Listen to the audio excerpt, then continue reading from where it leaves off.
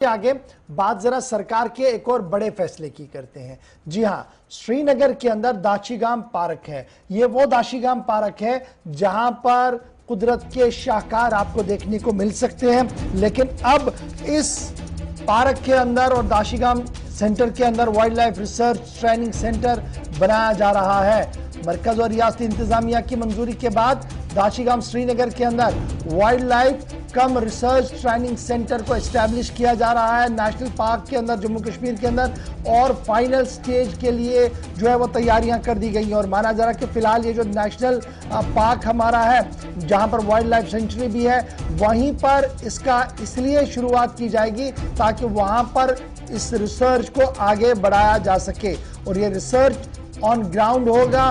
Wild life centre इसलिए यहां पर बनाया गया है ताकि मजीद रिसर्च किया जाएगा वाइल्ड लाइफ महकमे को किन चीज़ों की ज़रूरत है, जानवरों को क्या करने की ज़रूरत है, और आगे हम किस तरीके से पढ़ेंगे।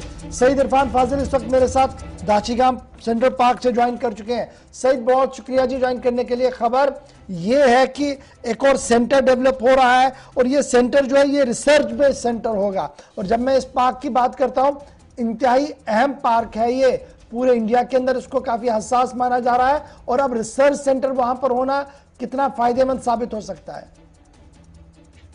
बहुत बहुत शुक्रिया गौर साहब। इस वक्त मैं दाशीगाम नेशनल पार्क में मौजूद हूं और अभी अभी मेरी बात यहां पर जो वाइल्ड लाइफ वार्डन जो यहां पर सेंट्रल डिवीजन के इंचार्ज है मिस्टर अल्ताफ, उनके साथ बात हुई और कुछ दीगर मसाइल की वजह से वो यहां से निकल गए, अदरवाइज हम उनसे लाइव मुखातिब होंगे। मगर उनका मानना है कि एक शीप फार्म था जो कि 6 डेकेड से एक बिल्डिंग पड़ी हुई थी, जिसे अब बाद में तब्दील किया गया है, बनाया गया है रिसर्च सेंटर।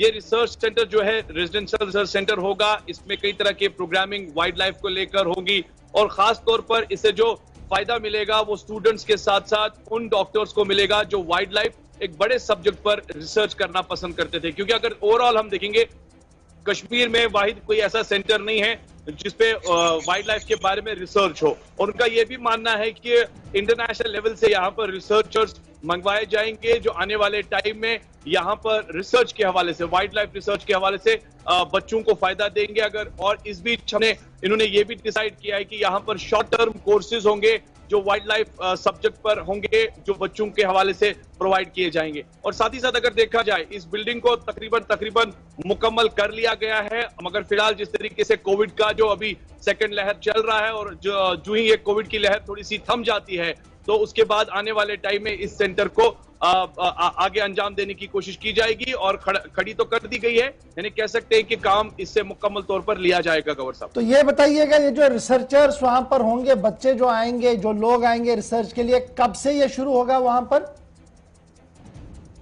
देखिए गौर साहब, अभी हमने ये भी कंफर्म किया है कि आखिरकार इंफ्रास्ट्रक्चर तो डेवलप कर लिया गया है, बिल्डिंग भी तैयार कर दी गई है।